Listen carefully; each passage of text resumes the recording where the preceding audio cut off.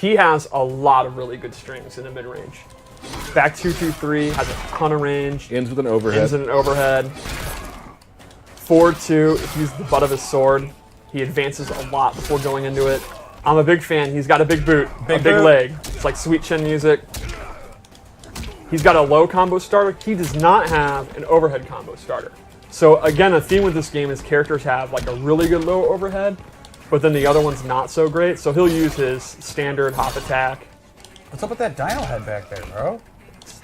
Goro's Lair. Yes. Oh, one thing we didn't mention, we have added. We've been asked for it. More stages have been added. Got Goro's Lair here. Got a couple more as well. We will be having some background breakdowns. Always hard to say. Very soon. We were going to do it this week, but the guys who are going to do it are at GDC. So we'll get there. So another one of his strings, I think it's one of his best range strings because it's super fast, is his forward 1. The downside is it starts with a high, so it'll lose to a down attack, but you can see it advances super fast. It just kind of slaps you. And this one is actually... All right, Steve, just go as fast as you can. A crushing blow. That leads to a pop-up if it counter hits. So that would mean at the mid-range, if you think they're going to throw out a slow attack, like maybe Sub-Zero is going to do his back 2, you go ahead and throw that out. If you get the counter hit, you're going to get a pop-up. You might not be a tournament player anymore. Like, that's obvious, right? But there is no one better at working the menu screens than you. It's practice. Check out his throws. Do you just grind menu working? No, it just comes naturally. Wow.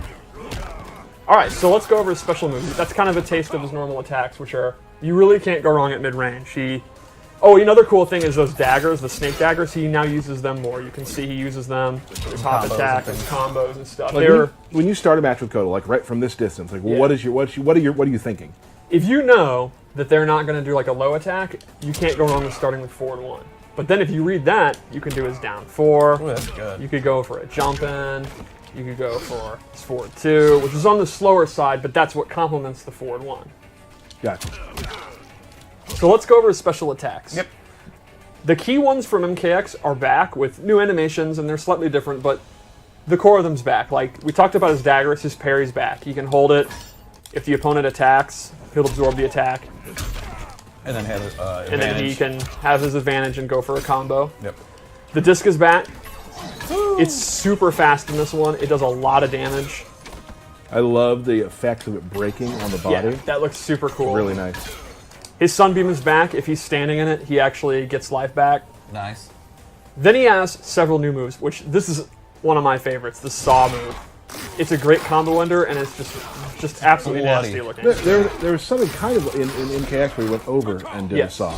This lifts him straight up, which I think is awesome. So this has a crushing blow. If the move hits as an anti-air and counter hits, which... Oh, here we go. There we go. A counter hit or a punish as an anti-air, you get a crushing blow, and he gets significantly more damage. And then he has this really... I love the effects here. I was gonna say the effects are amazing Like on that. opening up the ground. Yeah, that's a hell of a ground pound. So those are his base moves, and I, as always, set up 3 loadouts. So let's go through that. One of our lights popped off. That's great. Even the lights are popping off. We're live, pal. We're popping off. We'll fix that momentarily. All right, so the first one I gave him is an amplified sun disk, where he uses a beam of light from the sun, which is canon here in Goro's Lair. You can see it on Goro's corpse, right? He's just reflecting And it's it a off. full screen beam attack. That's probably why Goro died, is because he got burned. A lack of sunlight? Right. Oh, he got No, burned or a lack of I mean, sunlight? it's sunlight right on him. This is not a lore minute. I do think it's nice to think that the prince died in his home. You know? Yeah. Like, that's how I want to die. He had a like, peaceful death. in my chair, you know. In your lair. In my lair, right. My apartment, my lair. My little Oni buddies around. Right. Anyway, this loadout I based on totems. So he has 4 totems in total. You can hook up 2 at a time. So I went with this one, which gives him a damage buff. So you can see, here's the damage on the string, 154. I have this bad boy out. It's doing 184. Okay. Now here's the new feature. So that's very similar to MKX, but we always try to advance things. He can actually now stack totems. Stack them totems. How many can you stack? You can stack up to 3 times, so let's look at the damage now.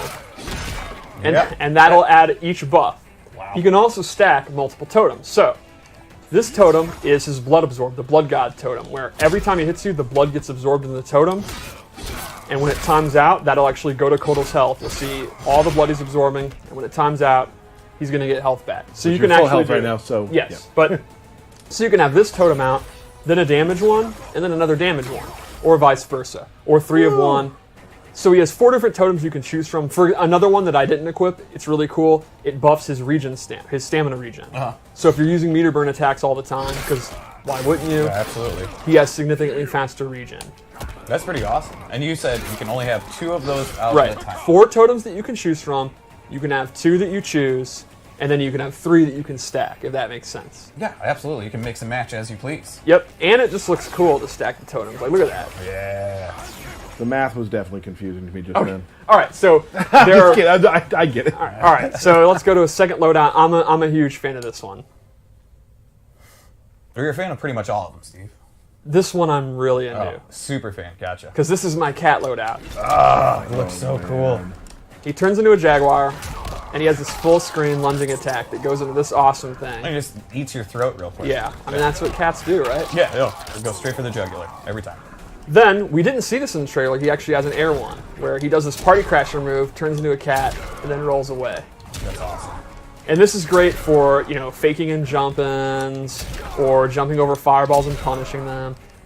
And then lastly, I gave him this sundial move, which controls the air, and when he amplifies it, he gets this big burst that'll knock the person down. You can do it as a combo ender, as a guaranteed anti-air if you read they're going to jump. Sure. And just to bring sunshine to the room. Oh, that's sweet. That's sweet. I like that. Maybe most important of all. Yeah, Yeah. I think so. It's the friendships we made along He's the way. a just and benevolent Khan in a way. Like, he's kind of a tyrant, but he's better than Shao Kahn. Oh, and absolutely. I think he would bring sun.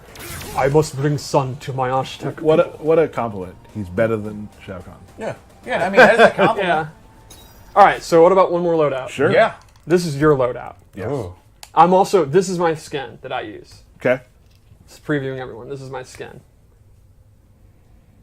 Oh yeah. Oh. What exactly is on his head? That's a bear head. A bear head. That's a bear he personally killed. Okay. Okay. So, this loadout, the first thing I gave him was a different amplified discus throw, where he Ooh. actually literally does a discus throw. And you can actually do this up close, and it'll, the swing hits. So it's a good combo ender for damage, and it just looks funny. Then I gave him this pop-up attack, this sunlight uppercut, which is like one of his main combo starters. it's kind of like his Towards 2 or whatever. Yeah, it's very similar to Towards 2 in the last game. And then a command grab, which is so good. This is the move. I mean, the amplified version of this move is so amazing.